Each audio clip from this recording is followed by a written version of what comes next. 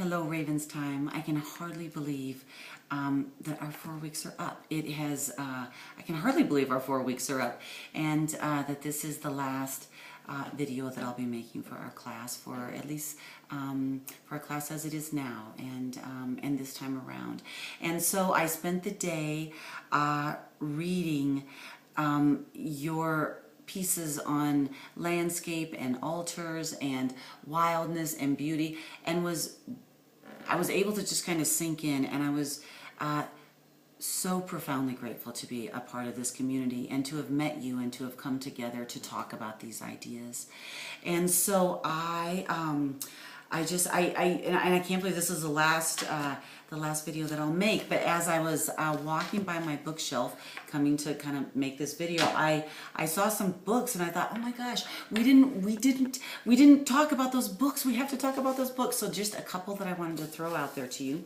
One is Trespass, Living at the Edge of the Promised Land by Amy Irvine. Fabulous book. Another is, oh gosh, our dear Alice Walker, and this is a series of her essays, We Are the Ones That We've Been Waiting For. Incredible. This one over here, whoops, which fell, and which, had pictures of my kids in it. Finding Beauty in a Broken World, Terry Tempest Williams. She has another book out right now. I love this one. And her latest, When Women Were Birds. Incredible. Both those. Highly recommend. And look at this little honey. There's my daughter when she was little. And here she is on the ranch. I didn't know these pictures were in there. Whoops. One more on the floor of the gang, dressed up for Christmas when they were tiny. Look at them. Oh my gosh. Okay. So, and then a couple of fiction books that I wanted to share with you. One is Luis Alberto Urrea's The Hummingbird's Daughter.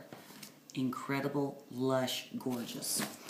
And These Is My Words by Nancy Turner. Fabulous. Okay, so I wanted to make sure and share those with you before our class ended. And I really wanted to put together I wanted to have a creative expression for this week, and then I was kind of playing with ideas and nothing felt right until this morning as I was reading your incredible pieces, and I thought to myself, oh, they've never seen the journals that became Ravens Time. So I went and I grabbed them, and I included pictures there for you, just kind of still shots. But these, you know, when I was telling you there was like that dark chapter, and I was running, and this little voice, all of a sudden I started hearing Choose Beauty, and at first I swatted it away and kept on running, and it just wouldn't let go. And so I started to choose beauty, and I talked about just those little tiny bits of beauty led me out of the darkness. And what I remember is the candlelight on the coffee cup in the morning. That's a big one. But I went and bought a journal, and I write a journal in the morning anyway, but I started to keep a journal with these ideas that there's our Terry Tempest Williams, with these ideas that would eventually become Ravens Time. And as soon as I started writing them down, and like I said, I was writing another book. I really had no idea that this was out there. And it was like this snowball as soon as I started to pay attention of beauty. And so I just kept writing and writing, and I carry these with me everywhere, and there's quotes, there's notes, there's conversation, sometimes I wouldn't have my journal, and so I would just whatever I could grab, there's on little pieces of paper. But and in these journals, just by listening, really, these ideas for Ravens Time, Walk the Wild Side, these ideas for Ravens Time took shape, and it was like a journey of 2 years where I became, one might say, impassioned, someone might say obsessed with these ideas, and they just took over. And so I wanted to show you how these ideas began, with the intent of encouraging you, whatever little tendrils of ideas you might be working with right now, follow them, because you don't know where they're going to lead, and just follow them. And it's been, here's my journal that when I give presentations in person, I love, I use images on PowerPoint and that kind of thing, but I am a pen and paper person when it comes to just reminding myself, you know, what I'm going to say and that kind of stuff. So many of these are filled with what we've done, with skulls, with altars, with the water and language, with the turquoise and immigration. These are all the presentations in my notes from over the years. And what a gift it has been for me to dive back into these ideas. The last year has been very much taken up with Meadowlark. And this is a novel that takes place on the prairies of western South Dakota at the turn of the century. And it's funny because when I told my mom that the title of this book was Meadowlark, and she had been hearing about Ravenstine, she said, are all of your books going to be named after birds? And I hadn't even thought about it, but I don't know, maybe so. But the last year has really been focused on a series of grueling editing rounds with Meadowlark, and I've been really on the prairie. I've been in western South Dakota on the prairie with this book, and a whole different landscape. The same in the sense that there's that harshness and beauty. But really my world was Meadowlark for the last year or two.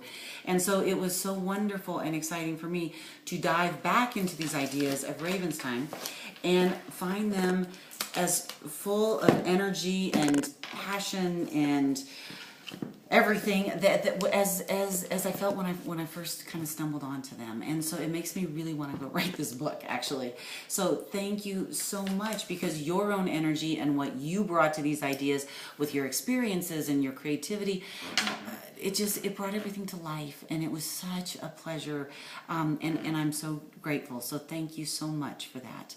And I wanted to touch base about some members of our community have wanted to continue to write and work together and support each other. There's a couple of things that we could do. I could either, I'm going to leave this shell open no matter what. So you will always be able to go back in and get the readings, the videos. I'm going to unarchive or take out of archive all of the small groups. And so everything that we've written, all the discussions, everything will be there and you'll have access to it. So that will always be there for you to dip into. So we could either continue and just continue the writing community there, or I could create another kind of blank slate shell, and you can just, you know, dive in and turn into whatever you want. I won't probably, if I participate as a member, it will be as another writer and just kind of diving in. This fall is kind of slamming busy, and so I don't know how much I'd be able to participate this fall, but I love the idea of this community continuing to work together, continuing to write together in what other form you would like. So just kind of, if you're interested in that, touch base with me and let me know, so I can start setting it up. And a couple of you had mentioned possible future classes, and I actually have a couple of ideas. They're very wispy right now for classes for possibly next spring or next summer.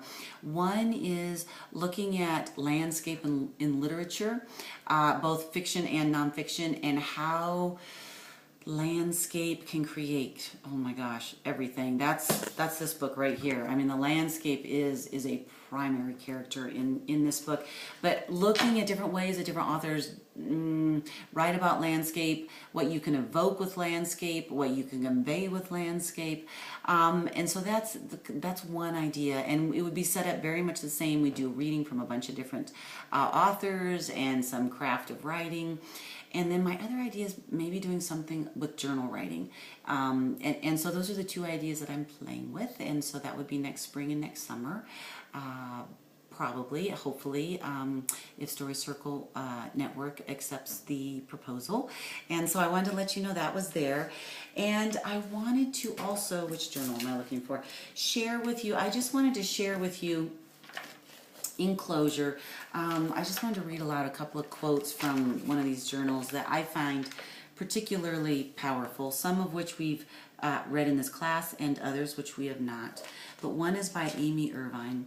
You can't go back, but going forward, that march of progress that accelerates and complicates was also out of the question.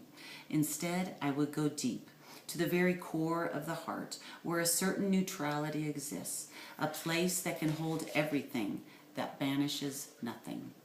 And I feel like that's what we did. We went deep. And this other one from Madeline L'Engle. The more limited our language is, the more limited we are. The more limited the literature we give our children, the more limited their capacity to respond, and therefore in their turn to create. The more our vocabulary is controlled, the less we will be able to think for ourselves. We do think in words, and the fewer words we know, the more restricted our thoughts. As our vocabulary expands, so does our power to think. Try to comprehend an abstract idea without words. We may be able to imagine a turkey dinner, but try something more complicated. Try to ask questions to look for meaning without words. We don't get very far. If we limit and distort language, we limit and distort personality. And that's from Madeline L'Engle, A Circle of Quiet. Another one of my all-time favorite, wise, amazing books. And I wanted to read this quote to you, and this is a quote by Rick Bass that kind of became the theme. I don't know. It's what I got. To me, this is Raven's time. These ideas are what is what at its essence. And this is from Rick Bass, Wild to the Heart. If it's wild to your heart, protect it, preserve it, love it, and fight for it, and dedicate yourself to it, whether it's a mountain range, your wife, your husband, or even, heaven forbid, your job. It doesn't matter if it's wild to anyone else, if it's what makes your heart sing, if it's what makes your days soar like a hawk in the summertime, then focus on it, because for sure it's wild, and if it's wild, it'll mean you're still free, no matter where you are. So, stay wild and free, and thank you so very much for the journey of this class.